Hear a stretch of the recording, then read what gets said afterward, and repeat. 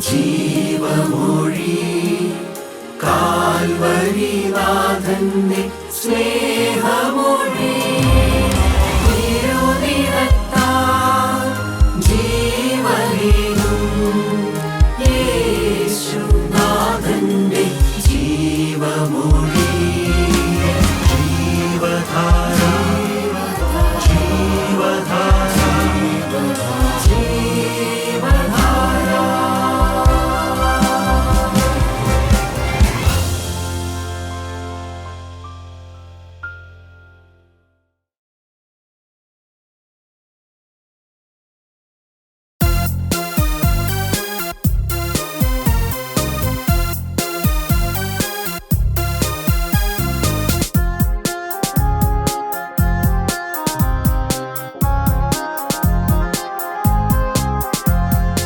എന്നെ അറിയാൻ എന്നെ നടത്താൻ എല്ലാ നാളിലും യാഗരിക്കുണ്ട്.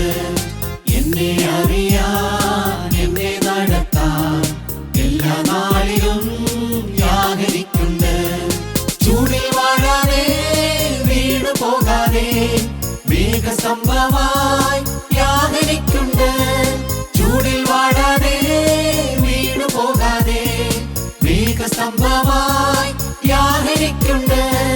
കാൽവഴുതാതെ കല്ലിൽ തട്ടാതെ താങ്ങിടുമെന്നെ നാഥനെന്നും. കാൽവഴുതാതെ കല്ലിൽ തട്ടാതെ താങ്ങിടുമെന്നെ നാഥനെന്നും. എന്നെ അറിയാൻ എന്നെ നടത്താൻ എല്ലാ നാളിലും യാഗരിക്കുണ്ട്.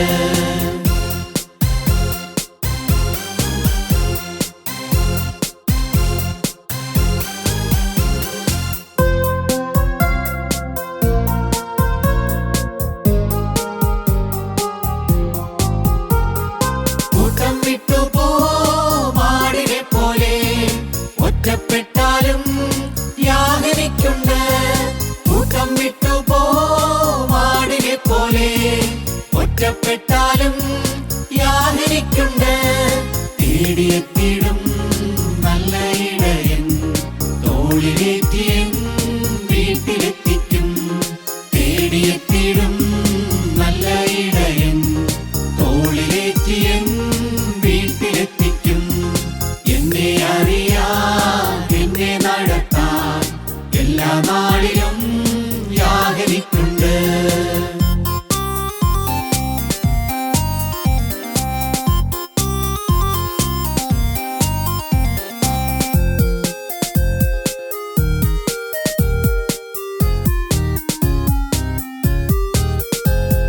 പാതയിൽ ശത്രു പോരടിക്കുമ്പോൾ പരിചയായിടും യാഗരിക്കുണ്ട്. പാതയിൽ ശത്രു പോരടിക്കുമ്പോൾ പരിചയായിടും യാഗരിക്കുണ്ട്. ആത്മശക്തിയാൽ എന്നെ നടത്തും ആത്മനാഥനൻ കൂടെയുണ്ടെന്നും. ആത്മശക്തിയാൽ എന്നെ നടത്തും ആത്മനാഥനൻ കൂടെയുണ്ടെന്നും. എന്നെ അറിയാൻ എന്നെ നടത്താൻ എല്ലാ നാളിലും യാഗരിക്കുണ്ട്. എന്നെ അറിയാൻ എന്നെ നടത്താൻ എല്ലാ നാളിലും യാഗരിക്കുണ്ട്. ചൂടിൽ വാഴാതെ വീണു പോകാതെ മേഘസ്തംഭമായി യാഗരിക്കുണ്ട്. ചൂടിൽ വാഴാതെ വീണു പോകാതെ മേഘസ്തംഭമായി യാഗരിക്കുണ്ട്. കാൽവഴുതാതെ കല്ലിൽ തട്ടാതെ താങ്ങിടുമെന്നെ നാഥനെന്നും. കാൽവഴുതാതെ കല്ലിൽ തട്ടാതെ താങ്ങിടുമെന്നെ നാഥനെന്നും. എന്നെ അറിയാൻ എന്നെ നടത്താൻ എല്ലാ നാളിലും യാഗരിക്കുണ്ട്.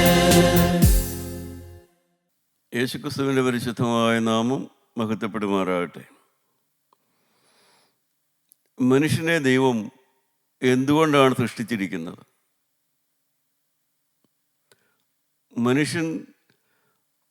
മനുഷ്യന് തന്നെ ധരിക്കാൻ വേണ്ടി ആഭരണങ്ങൾ ഉണ്ടാക്കുന്നവനാണ്. മാലയുണ്ടാക്കുന്നു, മോതിരമുണ്ടാക്കുന്നു. ഇതെല്ലാം സ്വർണം കൊണ്ടാണ് ഉണ്ടാക്കുന്നത്. കാരണം മണ്ണിൽ വീണാലോ മണ്ണിൽ കുഴിച്ചിട്ടാലോ കാതലായ ദോഷമൊന്നും വരാത്ത വില കൂടിയ ലോഹം കൊണ്ടാണ് മനുഷ്യൻ തന്നെ അലങ്കരിക്കാനുള്ള ആഭരണങ്ങളെല്ലാം ഉണ്ടാക്കുന്നത്. മനുഷ്യൻ ഭക്ഷണം കഴിക്കാനുള്ളതായ പ്ലേറ്റ് അതുണ്ടാക്കുന്നത് മണ്ണുകൊണ്ടാണെങ്കിലും അത് വിലയേറിയ ഒരു പ്രോസസ്സിലൂടെ കടത്തിവിട്ട് മനോഹരമായ പ്ലേറ്റുകൾ ഉണ്ടാക്കുന്നു. മനുഷ്യൻ അവന് കഴിക്കാനുള്ള ഭക്ഷണം വില കൂടിയ പ്ലേറ്റിലാണ് ഉണ്ടാക്കുന്നത്. പക്ഷേ മനുഷ്യൻ എന്തുകൊണ്ടുണ്ടാക്കപ്പെട്ടവനാണ്? ഉൽപ്പത്തി പുസ്തകം 2-ാം അധ്യായത്തിൻ്റെ 7-ാമത്തെ വാക്യത്തിൽ പറയും, യഹോവയായ ദൈവം നിലത്തെ പൊടികൊണ്ട് മനുഷ്യനെ നിർമ്മിച്ചിട്ട് അവൻ്റെ മൂക്കിൽ ജീവശ്വാസം ഊതി. മനുഷ്യരായ നാം ഓരോരുത്തരും പൊടി കൊണ്ടുണ്ടാക്കപ്പെട്ടവരാണ്, മണ്ണ് കൊണ്ടുണ്ടാക്കപ്പെട്ടവരാണ്. മാത്രമല്ല ആ മണ്ണിലേക്ക് തിരികെ പൊടി ഏതാണെന്ന് പോലും അറിയപ്പെടാതെ വണ്ണം തിരികെ ചേർന്ന് പോവുകയും ചെയ്യും. മനുഷ്യന് അങ്ങനെയുള്ളതായ ഒരു കോൺസ്റ്റിറ്റ്യൂഷൻ അത് ചിന്തിക്കാൻ പോലും സാധ്യമല്ല. മണ്ണിൽ വയ്ക്കപ്പെട്ടതായ മനുഷ്യ ശരീരത്തിൻ്റെ ആ മൺതരികളെ പിന്നീട് വേർതിരിക്കാൻ മനുഷ്യനെ കൊണ്ട് സാധിക്കില്ല.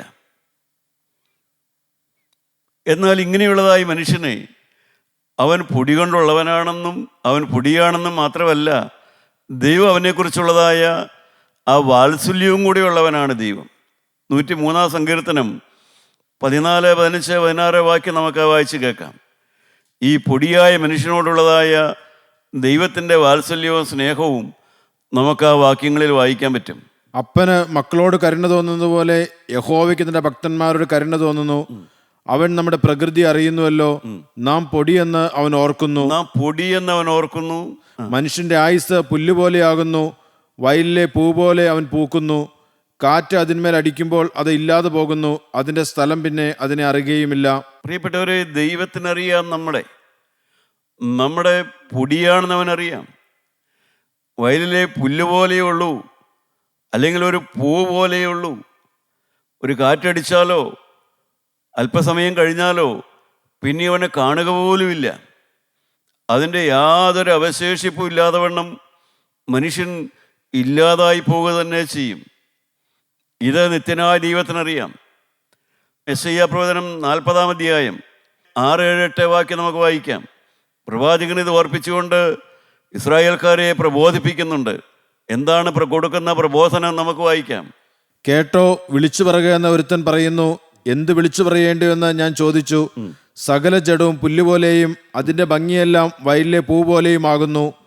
യഹോവയുടെ ശ്വാസം അതിന്മേൽ ഊതുകയാൽ പുല്ലുണങ്ങുന്നു, പൂ വാടുന്നു. അതേ ജനം പുല്ല് തന്നെ.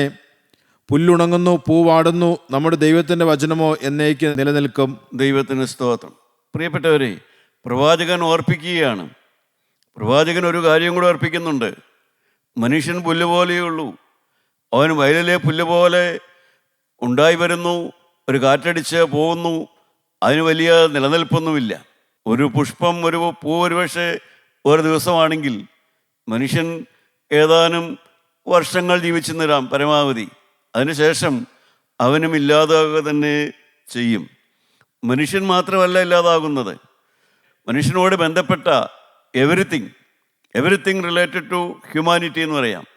യാക്കോബിൻ്റെ ലേഖനം 1-ാം അധ്യായം അതിൻ്റെ 10-ഉം 11-ഉം വാക്യം നമുക്ക് വായിച്ചു നോക്കാം. യാക്കോബിൻ്റെ ലേഖനം. ധനവാനോ പുല്ലിന്റെ പൂ പോലെ ഒഴിഞ്ഞു പോകുന്നവനാകയാൽ തന്റെ എളിമയിലും പ്രശംസിക്കട്ടെ. സൂര്യൻ ഉഷ്ണക്കാറ്റോടെ ഉദിച്ചിട്ട് പുല്ലുണങ്ങി പൂ ഉതിർന്ന് അതിന്റെ രൂപഭംഗി കെട്ടുപോകുന്നു. അതുപോലെ ധനവാനും തന്റെ പ്രയത്നങ്ങളിൽ വാടിപ്പോകും. പ്രിയപ്പെട്ടവരെ, മനുഷ്യനോട് ബന്ധപ്പെട്ട എല്ലാം, പണവും അതിൻ്റെ പ്രതാപവും അത് തരുന്ന അഭിവൃദ്ധിയും അതിൻ്റെ ഐശ്വര്യവും വേണ്ട. പത്രോസ് അപ്പോസ്തലൻ തന്നെ ഓർപ്പിക്കുന്നുണ്ട്. ദൈവമക്കളെ, എല്ലാ കാര്യങ്ങളും, മനുഷ്യൻ്റെ താല്പര്യങ്ങളും അവൻ്റെ വലിയ പദവിയും എല്ലാം മനുഷ്യനെ പോലെ തന്നെയുള്ളതാണ്. അതെല്ലാം ഒരു മണ്ണ് പോലെയുള്ളൂ, മണ്ണിൻ്റെ സ്ഥാനമേ ഉള്ളൂ. ഒന്നും നിലനിൽപ്പുള്ളതല്ല, ഒന്നും സ്ഥിരതയുള്ളതല്ല, ഒന്നും അതിൽ തന്നെ അവശേഷിക്കാൻ ശക്തിയുള്ളതല്ല. എല്ലാം സ്വയമേ ഇല്ലാതായി പോകുന്നതാണ് മനുഷ്യനോട് ബന്ധപ്പെട്ടതായി എല്ലാം. എന്നാൽ യെശയ്യാ പറഞ്ഞതുപോലെ എല്ലാം അങ്ങനെ നഷ്ടപ്പെടുന്നതാണെങ്കിലും ദൈവത്തിൻ്റെ വചനമോ നിലനിൽക്കുമെന്ന് യെശയ്യാ 40-ാം അധ്യായത്തിൻ്റെ 8-ാമത്തെ വാക്യത്തിൽ നാം വായിച്ചു. ദൈവത്തിൻ്റെ വചനം നിലനിൽക്കുമെന്ന്. ദൈവത്തിൻ്റെ വചനം നിലനിൽക്കുമെന്ന് പറഞ്ഞാൽ ദൈവത്തിൻ്റെ വചനം എഴുതിയ വേദപുസ്തകം നിലനിൽക്കുമെന്നല്ല അതിൻ്റെ അർത്ഥം. മനുഷ്യൻ്റെ ഭാവിയെക്കുറിച്ച്, മനുഷ്യൻ്റെ ഫ്യൂച്ചറിനെക്കുറിച്ച്, വരുവാനുള്ളവൻ്റെ ലോക ജീവിതത്തെക്കുറിച്ച് ജീവനുള്ള ദൈവം പറഞ്ഞിരിക്കുന്നതായ വാഗ്ദത്തങ്ങളും ജീവനുള്ള ദൈവം മനുഷ്യന് കൊടുക്കുന്നതായ ആ പ്രത്യാശയും ആ വാഗ്ദത്തവും ഭാവിയും എല്ലാം നിലനിൽക്കുന്നത് തന്നെയാണ്. മനുഷ്യൻ നിലനിൽക്കില്ല, മനുഷ്യന് കൊടുത്തിരിക്കുന്ന പണം നിലനിൽക്കുകയില്ല, മനുഷ്യൻ്റെ ആരോഗ്യം നിലനിൽക്കുകയില്ല, പദവി നിലനിൽക്കുകയില്ല. പക്ഷേ മനുഷ്യന് ദൈവം കൊടുത്തിരിക്കുന്നതായ വാഗ്ദത്തങ്ങളുണ്ട്, ഭാവി വാഗ്ദാനങ്ങളുണ്ട്. ആ വാഗ്ദാനങ്ങളെല്ലാം നിലനിൽക്കുക തന്നെ ചെയ്യും. കാരണം ഈ മണ്ണിലേക്ക് ചേരുന്ന മനുഷ്യന് പിന്നീടൊരു ഭാവിയുണ്ട്, അവനൊരു ആത്മാവുണ്ട്. അവന് നിത്യതയുടെ ഒരു ആത്മാവുള്ളത് കൊണ്ട് മനുഷ്യനോട് ദൈവം കൽപ്പിക്കുന്ന വചനങ്ങളെല്ലാം തന്നെ ദൈവം അവന് നിവൃത്തിയാക്കി കൊടുക്കുക തന്നെ ചെയ്യും. അതാണ് ദൈവത്തിൻ്റെ വചനം നിലനിൽക്കുമെന്ന് പറഞ്ഞാൽ അതിൻ്റെ അർത്ഥം ദൈവം മനുഷ്യനോട് പറഞ്ഞതായ വാഗ്ദത്തങ്ങളെല്ലാം അവന് നിവൃത്തിയാക്കി കൊടുക്കുക തന്നെ ചെയ്യും. യെശയ്യാ പ്രവചനം 55-ാം അധ്യായം 55-ന്റെ 11-12 വാക്യം നമുക്ക് വായിക്കാം. അവിടെ പിന്നെയും നാം വായിക്കുന്നു ദൈവത്തിൻ്റെ വാഗ്ദത്ത വചനങ്ങൾ.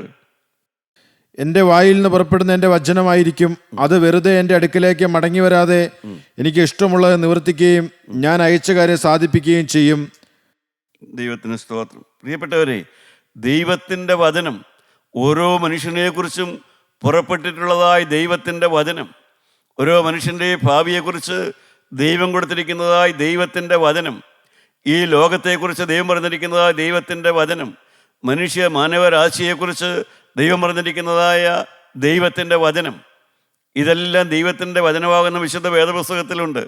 ഈ ലോകം ആകാശം കൊടുമുഴക്കത്തോടെ ഒഴിഞ്ഞു പോവുകയും മൂലപദാർത്ഥങ്ങൾ കത്തിയൊഴിയുകയും ഭൂമിയും അതിലുള്ള പണികളെല്ലാം വെന്തു പോവുകയും ചെയ്യും. അത് ഭൂമിയെക്കുറിച്ചുള്ളതായ ദൈവത്തിൻ്റെ വചനമാണ്. അത് നിവൃത്തിയാകുക തന്നെ ചെയ്യും. പ്രിയപ്പെട്ടവരെ, മനുഷ്യനെക്കുറിച്ചുള്ളതായ ദൈവത്തിൻ്റെ വചനമുണ്ട്. മനുഷ്യന് ദൈവത്തിൻ്റെ ആത്മാവുണ്ട്. വീണ്ടെടുക്കപ്പെട്ട മനുഷ്യൻ, ഇപ്പോൾ ക്രിസ്തുയേശുവിലുള്ളവർക്ക് ശിക്ഷാവിധിയില്ല എന്നുള്ളതായ ആ വാഗ്ദത്തം ലഭിച്ച മനുഷ്യൻ സൗഭാഗ്യ തീരത്ത്, നിത്യയുടെ തീരത്ത് മോദാകാരങ്ങളിൽ വിമലന്മാരൊപ്പം സ്തുതി പാടുന്നവനാകുമെന്ന് പിതാക്കന്മാർ പാടി പഠിപ്പിക്കുന്നു. പ്രിയപ്പെട്ടവരെ, ദൈവത്തെ, ജീവനുള്ള ദൈവത്തിൻ്റെ വചനം, ഈ ഭൂമിയെക്കുറിച്ച് പുറപ്പെട്ടിട്ടുള്ളതായ വചനം, നമ്മുടെ ഭാവിയെക്കുറിച്ചുള്ളതായ ദൈവത്തിൻ്റെ വചനം, ആ വചനമെല്ലാം നിവർത്തിയാകുക തന്നെ ചെയ്യും. നീതിമാൻ തുണയില്ലാതിരിക്കുന്നതും അവൻ്റെ സന്തതി ആഹാരമിറക്കുന്നതും ഞാൻ കണ്ടിട്ടില്ല എന്നുള്ളതായൊരു വചനം ഈ ഭൂമിയിൽ ജീവിക്കുന്ന നീതിമാന്മാരായ മനുഷ്യരെക്കുറിച്ച് സ്വർഗത്തിൽ നിന്ന് പുറപ്പെട്ടിട്ടുള്ളതായ വചനമാണ്. ആ വചനം നിവൃത്തിയാകും. നീതിയോടെ ജീവിക്കുന്നവൻ്റെ തലമുറയ്ക്ക് അത് അനുഭവിക്കാൻ സാധിക്കും. ബാലസിംഹങ്ങൾ ഇരകിട്ടാതെ വിശന്നിരിക്കും. യഹോവയെ അന്വേഷിക്കുന്നവർക്കോ ഒരു നന്മയ്ക്കും കുറവില്ല. ഇതെല്ലാം ഈ ഭൂമിയിൽ ജീവിക്കുന്ന മനുഷ്യന് ഈ ഭൂമിയിലെ ജീവിതകാലത്ത് അനുഭവിക്കാൻ വേണ്ടി ദൈവം കൊടുത്തിരിക്കുന്നതായ വാഗ്ദത്തങ്ങളാണ്. ആ വാഗ്ദത്തങ്ങളെല്ലാം നിറവേറുക തന്നെ ചെയ്യും. അവൻ്റെ ആരോഗ്യത്തിലും അവൻ്റെ പഠനത്തിലും അവൻ്റെ വിദ്യാഭ്യാസത്തിലും അവൻ്റെ ശ്രേയസ്സുള്ള ജീവിതത്തിലും ഈ വാഗ്ദത്തങ്ങളെല്ലാം നിറവേറുക തന്നെ ചെയ്യും. എന്നിൽ വിശ്വസിക്കുന്നവൻ മരിച്ചാലും ജീവിക്കും. അത് മനുഷ്യൻ്റെ ഭാവിയെക്കുറിച്ച് ക്രിസ്തു കൊടുത്തിട്ടുള്ളതായ വാഗ്ദത്തമാണ്. ആ വാഗ്ദത്തം നിറവേറുക തന്നെ ചെയ്യും. പ്രിയപ്പെട്ടവരെ, നിങ്ങൾ ക്രിസ്തുവിൽ വിശ്വസിക്കുന്ന ഒരു വ്യക്തിയാണെങ്കിൽ നിങ്ങൾ മരിച്ചാലും ജീവിക്കും. നിങ്ങളുടെ ജീവിതം ഈ ഭൂമി കൊണ്ട് തീരുകയില്ല.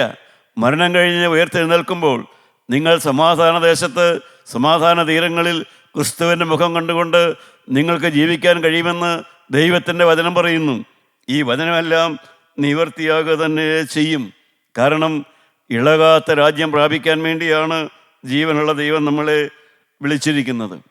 പ്രിയപ്പെട്ടവരെ, ഇളകാത്ത രാജ്യം, ആ ഇളകാത്ത രാജ്യം പ്രാപിക്കുക എന്ന് നാം പറയുമ്പോൾ ആ ഇളകാത്ത രാജ്യം വിശ്വാസിക്ക്, വീണ്ടെടുക്കപ്പെട്ടവർക്ക്, ബോൺ അഗൈൻ എക്സ്പീരിയൻസ് ഉള്ളവർക്ക് ലഭിക്കുന്നത് 2 തലങ്ങളിലാണ്. ഒന്നാമത് ഈ ഭൂമിയിൽ ജീവിക്കുന്ന കാലത്ത് തന്നെ, നമ്മുടെ മരണത്തിന് മുമ്പുള്ളതായ ഈ ഭൂമിയിലെ ജീവിതകാലത്ത് തന്നെ ക്രിസ്തുവിനോടുകൂടെ സമാധാനത്തോടുകൂടെ ജീവിത വിശുദ്ധിയോടുകൂടെ പാപത്തോട് പോരാടിക്കൊണ്ട് പാപം ചെയ്യലെന്നുള്ള നിർബന്ധത്തോടുകൂടെ സ്വസ്ഥതയും സമാധാനമുള്ള ഒരു ജീവിതം കർത്താവ് നമുക്ക് തരുന്നു. കഷ്ടങ്ങളുണ്ട്, നഷ്ടങ്ങളുണ്ട്, രോഗങ്ങളുണ്ട്. പക്ഷേ ദൈവത്തെ സ്നേഹിക്കുന്നവർക്കും നിർണയപ്രകാരം വിളിക്കപ്പെട്ടവർക്കും സകലവും നന്മയ്ക്കായി കൊടി വ്യാപരിക്കുന്നുള്ളതായ ഒരു വാഗ്ദത്ത വചനത്തോടു കൂടെയാണ് ഈ ഭൂമിയിൽ വിശ്വാസിക്ക് ലഭിക്കുന്നതായ എല്ലാ കഷ്ടങ്ങളും അവനെ വരുന്നതിന് മുമ്പ് അവൻ്റെ ഹൃദയത്തിൽ ദൈവം ഈ വാഗ്ദത്തം കൊടുത്തിട്ടുണ്ടായിരിക്കും. മാറാ രോഗം പിടിച്ചതായ ഭാഗ്യവാനായ പൗലോസ് അപ്പോസ്തലൻ പറയുന്നുണ്ടല്ലോ, നിന്റെ കൃപ എനിക്ക് മതി, എൻ്റെ ശക്തി ബലഹീനതയിൽ തികഞ്ഞു വരുന്നുവെന്ന്. പ്രിയപ്പെട്ടവരെ, രോഗം അപ്പോസ്തലനെ നിരാശനാക്കിയില്ല, രോഗം മാറിയില്ല, പക്ഷേ ആത്മാവിന് കേടുവന്നില്ല. എല്ലാ രോഗങ്ങളും മരണത്തിനുള്ളതല്ല. ചില രോഗങ്ങളെല്ലാം ദൈവനാമം മഹത്വപ്പെടാൻ വേണ്ടിയിട്ടുള്ളതാണ്. ചില രോഗങ്ങളെല്ലാം പാപബന്ധനമുണ്ടെന്ന് മനസ്സിലാക്കി കൊടുത്തിട്ട് ആ ബന്ധനം അഴിച്ചു കിട്ടണമെന്നുള്ളതായ ദാഹമുള്ളവനാക്കി മനുഷ്യനെ മാറ്റുന്നതിന് വേണ്ടിയാണ് ചില രോഗങ്ങളെല്ലാം നിത്യനായ ദൈവം നമുക്ക് അനുവദിച്ചു തരുന്നത് തന്നെ. ദൈവത്തിന് സ്തോത്രം. എന്താണ് നാം ചിന്തിച്ചു വന്നതിൻ്റെ ചുരുക്കം? മനുഷ്യന് ഒരു ഭാവിയുണ്ട്. ഒരു രാത്രി കഴിഞ്ഞ് ഒരു സൂര്യൻ ഉദിക്കുന്നതായ ഒരു സൂര്യോദയമുണ്ടല്ലോ, പ്രഭാതമുണ്ടല്ലോ. അതിനെ ദൃഷ്ടാന്തീകരിച്ചുകൊണ്ട് പ്രവാചകനായ യെശയ്യാ പറയുന്നുണ്ട്. 60-ാം അധ്യായം യെശയ്യാ 60-ന്റെ 1-2 നമുക്ക് വായിച്ചു നോക്കാം. എഴുന്നേറ്റ് പ്രകാശിക്ക, നിന്റെ പ്രകാശം വന്നിരിക്കുന്നു, യഹോവയുടെ തേജസ്സും നിന്റെ മേൽ ഉദിച്ചിരിക്കുന്നു. അന്ധകാരം ഭൂമിയെയും കൂരിരുട്ട് ജാതികളെയും മൂടുന്നു. നിന്റെ മേലോ യഹോവ ഉദിക്കും, അവൻ്റെ തേജസ്സും നിന്റെ മേൽ പ്രത്യക്ഷമാകും. പ്രിയപ്പെട്ടവരെ, പൊടി കൊണ്ടുണ്ടാക്കപ്പെട്ടവനാണ് മനുഷ്യൻ. മനുഷ്യൻ പൊടിയാണ്. അത് മണ്ണിൽ വെച്ചാൽ എല്ലാ പൊടിയോട് ചേർന്ന് പോകുക തന്നെ ചെയ്യും. പക്ഷേ ഇങ്ങനെ പൊടി കൊണ്ടുണ്ടാക്കപ്പെട്ടതാണ് മനുഷ്യൻ. എങ്കിലും അവൻ്റെ പണവും പ്രതാപവും എല്ലാം നിലനിന്നില്ലെങ്കിൽ ശരി, ആവശ്യമുള്ളതെല്ലാം നിലനിർത്തി തരാനും ദൈവശക്തനാണ്. മനുഷ്യനൊരു ഭാവിയുണ്ട്, ഒരു സൂര്യോദയമുണ്ട്.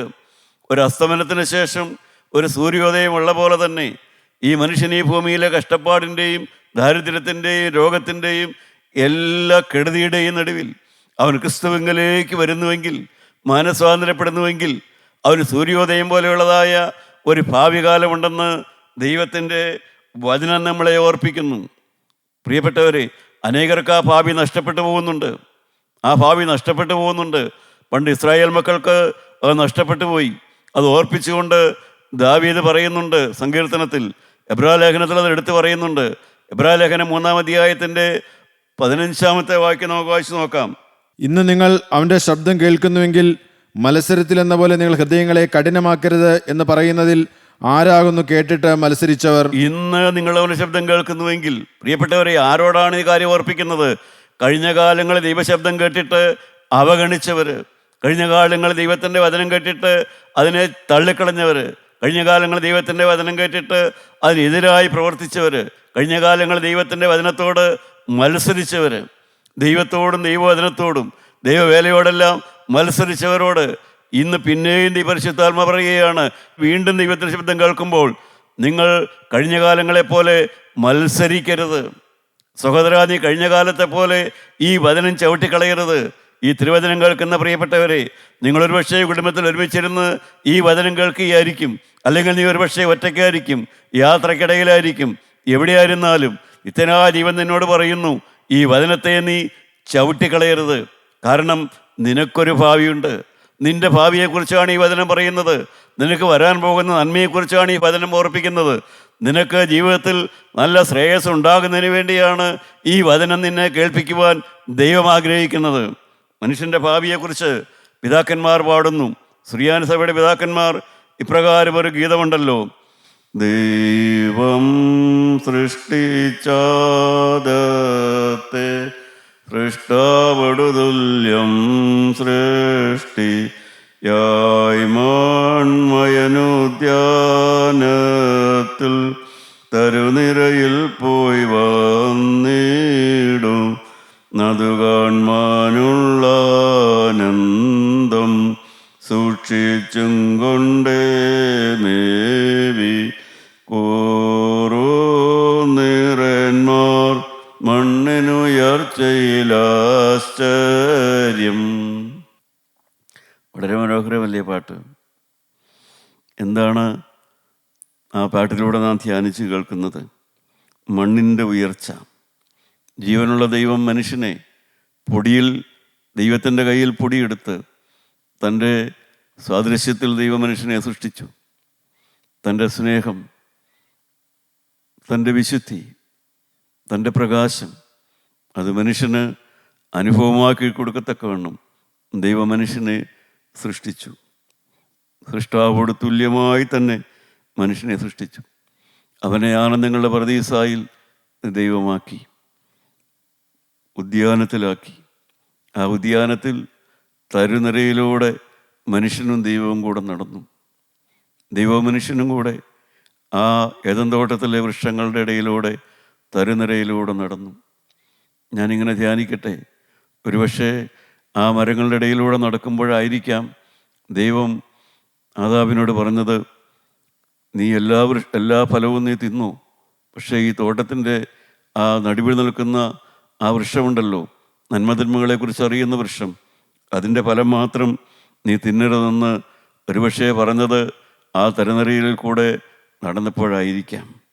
ഏതായാലും ഈ മനുഷ്യനും ദൈവം സൃഷ്ടിച്ച മനുഷ്യനും ദൈവവും കൂടെ നടക്കുന്നത് കണ്ടുകൊണ്ട് മാലാഖമാർ, കൂറും നീറയന്മാർ ആശ്ചര്യം കൂറി. മനുഷ്യൻ്റെ ശ്രേഷ്ഠമായ ജീവിതം കണ്ടിട്ട്, മനുഷ്യന് മണ്ണിനുണ്ടായ ഉയർച്ച കണ്ടിട്ട്, വെറും പൊടിയായ ഈ മണ്ണായ മനുഷ്യനുണ്ടായ ആ ഉയർച്ച കണ്ടിട്ട് മാലാഖമാർ ആശ്ചര്യം കൂറി എന്നാണ് നാം ഇവിടെ വായിച്ചു കേട്ടത്. എന്നാൽ മനുഷ്യൻ്റെ അവസ്ഥ എന്തായിട്ട് മാറി? മനുഷ്യൻ പാപത്തിൻ്റെ ബന്ധനത്തിലായി.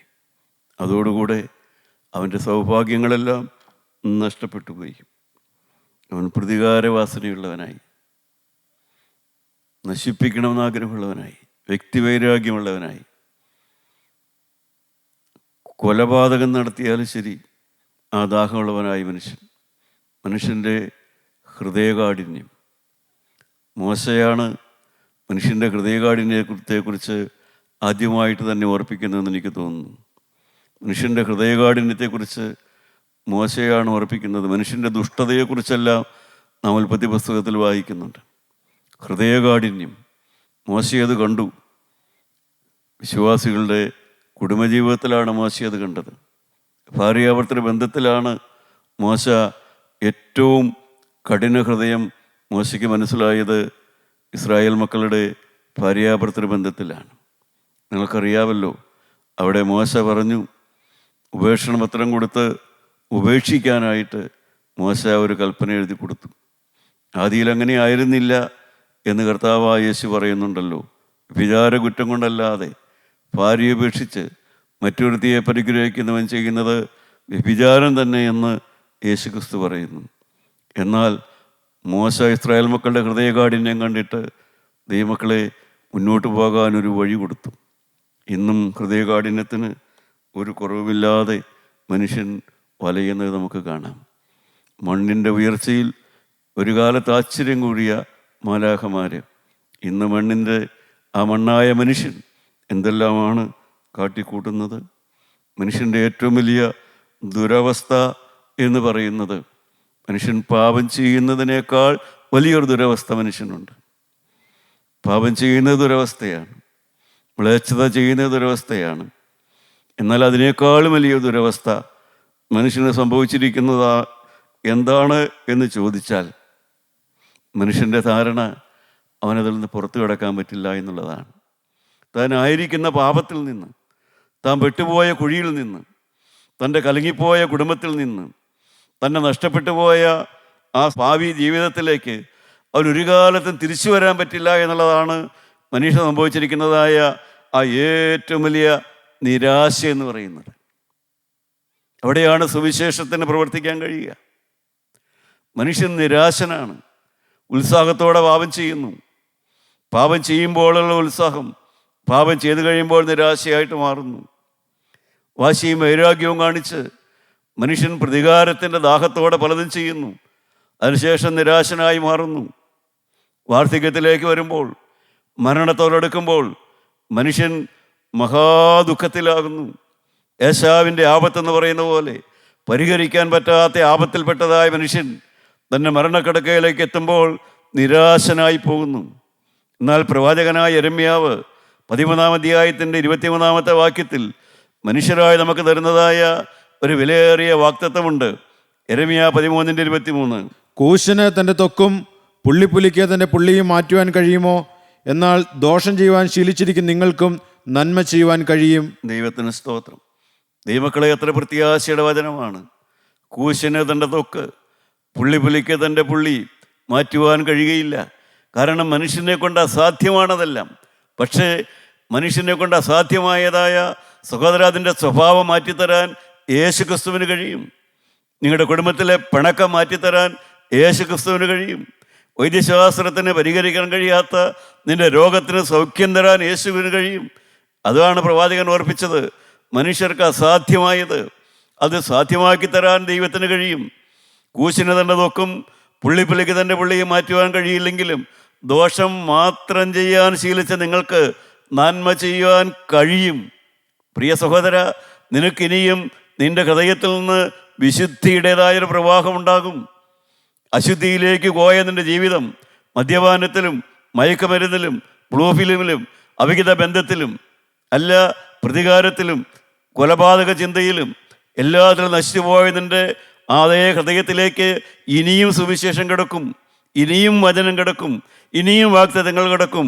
ഇനിയും നിനക്ക് സുവിശേഷകനാകാം, ഇനിയും നിനക്ക് ദൈവവേലക്കാരനാകാം, ഇനിയും നിനക്ക് സാക്ഷ്യം പറയാം, ഇനിയും നിനക്ക് അനുഗ്രഹീതമായ ഗീതങ്ങൾ ആലപിക്കാം, ഇനിയും നിനക്ക് സമാധാനമുള്ള ഭാര്യയാകാം, സമാധാനമുള്ള ഭർത്താവാകാം. കാരണം ദുഷ്ടഹൃദയത്തിലേക്ക് നല്ല ഹൃദയം തരാമെന്നാണ് യേശു പറഞ്ഞത്. കാരണം കർത്താവായ യേശുവിൻ്റെ രക്തത്തിന് നിന്റെ ചീത്ത ഹൃദയത്തെ നന്നാക്കാനുള്ളതായ ദൈവീക അനുഗ്രഹം നിറഞ്ഞതാണ് ആ രക്തം. ആ രക്തത്തിൻ്റെ ശക്തിയാൽ നിനക്ക് കഴിയുമെന്നാണ് ഓർപ്പിക്കുന്നത്. നിരാശയാണ് മനുഷ്യനെ പിടിക്കുന്നത്. എൻ്റെ മദ്യപാനം ആര് മാറ്റിത്തരും? ഇതെങ്ങനെ മാറും? ഈ ദുശ്ചിന്ത എങ്ങനെ മാറും? എങ്ങനെയൊന്ന് ഉറങ്ങാൻ കഴിയും? എങ്ങനെ സമാധാനത്തോടെ ജീവിക്കാൻ കഴിയും? എങ്ങനെ ഈ ഭവനം പണിയൊന്ന് പൂർത്തിയാക്കാൻ കഴിയും? എന്നെ ആരുണ്ട് സഹായിക്കാൻ? ആരുണ്ട് ഒരു ഒത്താശ തരാനായിട്ട്? പ്രിയപ്പെട്ടവരെ, സകലത്തിനും മതിയായവനായ ഒരു കർത്താവായ യേശു ക്രിസ്തു, ഞാൻ നിന്നെ ഉപദേശിച്ച് നടക്കേണ്ടുന്ന വഴി നിനക്ക് കാണിച്ചു തരും, ഞാൻ നിന്നെ മേൽ ദൃഷ്ടി വെച്ച് നിനക്ക് ആലോചന പറഞ്ഞു തരുമെന്ന് പറഞ്ഞ് മനുഷ്യനെ അവൻ്റെ നിരാശ കുഴിയിൽ നിന്ന് കയറ്റിയെടുക്കുന്ന ഒരു നല്ലവനായ യേശു ക്രിസ്തുവുണ്ട്. ഇളകാത്ത രാജ്യത്തിൻ്റെ വാഗ്ദത്തങ്ങളുണ്ട്. പത്രോസിൻ്റെ 1-ാമത്തെ ലേഖനം 1-ാം അധ്യായം 4-ാം വാക്യം മുതൽ നാം വായിക്കുമ്പോൾ, ദൈവമക്കളെ, സ്വർഗത്തിൽ സംഗ്രഹിച്ചിരിക്കുന്നതും ക്ഷയം മാലിന്യമാട്ടമില്ലാത്തതുമായ നല്ലൊരവകാശത്തിന് വേണ്ടി ദൈവം നിങ്ങളെ വീണ്ടും ജനിപ്പിച്ചിരിക്കുന്നു എന്നുള്ള വാക്ക് നമുക്ക് കാണാം. നല്ലൊരവകാശത്തിന് വേണ്ടി ദൈവം നമ്മളെ വീണ്ടും ജീവിപ്പിക്കുന്നു. നമ്മുടെ തലകളെ നമുക്ക് വണക്കാം. പ്രിയപ്പെട്ടവരെ, ഇളകാത്തൊരു രാജ്യമുണ്ട്, ക്ഷയം മാലിന്യമാട്ടമില്ലാത്ത ഒരവകാശമുണ്ട്, ആർക്കും അപഹരിക്കാൻ പറ്റാത്ത ഒരു ദൈവരാജ്യമുണ്ട്. ഈ ലോകത്തിൽ പണം പോയാലും ആരോഗ്യം കുറഞ്ഞു പോയാലും സുഖസൗകര്യങ്ങൾ വളരെ അല്പമേ ഉള്ളൂ, ഒട്ടുമില്ലെങ്കിലും ക്ഷയമില്ലാത്തൊരു ദൈവരാജ്യം എന്നെയും നിങ്ങളെയും കാത്തിരിക്കുന്നു. പ്രിയപ്പെട്ടവരെ, ആ സമാധാന ദേശത്ത്, ആ സമാധാന തീരത്ത് യേശുവിനോടുകൂടെ ജീവിക്കുന്ന ഒരു സമാധാന ജീവിതം നമ്മുടെ മുമ്പിൽ അവശേഷിക്കുന്നുണ്ട്. അതിലേക്ക് നോക്കിക്കൊണ്ട് നമുക്കൊരു തീരുമാനം പറയാം. യേശുവേ, ഞാൻ ഇന്നു മുതൽ ഒരു പുതിയ മനുഷ്യൻ. കർത്താവായ യേശുവേ, എനിക്ക് വേണ്ടി കാൽവരിയിൽ ജീവൻ തന്നവനായ യേശുവേ, ഞാൻ ഇന്നു മുതൽ ഒരു പുതിയ മനുഷ്യനായി ജീവിക്കും. പഴയത് കഴിഞ്ഞുപോയി, ഇതാ എല്ലാം പുതുതായിരിക്കുന്നു. യേശുവേ, ഞാനൊരു പുതിയ സമർപ്പണത്തിലേക്ക് വരികയാണ്. പഴയത് കഴിഞ്ഞു, ഇതാ ഞാൻ പുതുതായി വീണ്ടും ജനിച്ചിരിക്കുന്നു. ദൈവത്തിൻ്റെ വചനത്താൽ ഞാൻ വീണ്ടും ജനിച്ചിരിക്കുന്നു. സമാധാന തീരത്ത്, സമാധാന ദേശത്ത്, സമാധാനമുള്ള ഭവനങ്ങളിൽ പാർത്തുകൊണ്ട് സമാധാന തീരത്തെത്തുവാൻ ഞാൻ ഒരിക്കൽ കൂടെ എൻ്റെ ജീവിതം നിനക്കായി സമർപ്പിക്കുന്നു. കൃപയോടെ കേട്ട് ഉത്തരം തരുമാറാകണമേ. ആമീൻ.